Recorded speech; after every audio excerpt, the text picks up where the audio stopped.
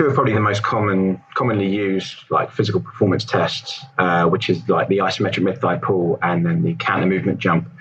So in the isometric mid-thigh pull, in this case, we only looked at the isometric peak force, and you can look at rate of force development as well, but we hadn't actually looked at that variable. And then also the counter movement jump, peak power, velocity, force, and displacement. And essentially, we just ran like a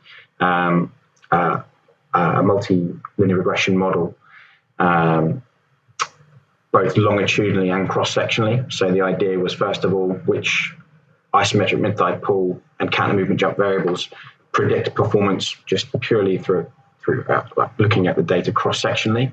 And interestingly, isometric mid-thigh pull peak force and counter movement jump peak power collectively explained about 90 to 95% of the variance in weightlifting performance, which is, a really, that's a great find. It's simply saying you need to be, strong and powerful for weightlifting. And although some people might look at that and think, you're telling us things that we already know. I mean, the value of it is running a regression model like that. So you can actually, to some extent, predict performance as well, and actually then set specific objectives. So if your objective is, if you're currently lifting, I don't know, a 200 total and you want a 210 total, you can, to some extent, with some degree of accuracy, say what you need in an isometric mid-thigh pull and a counter movement jump peak power in order to be able to lift 10 kilograms more.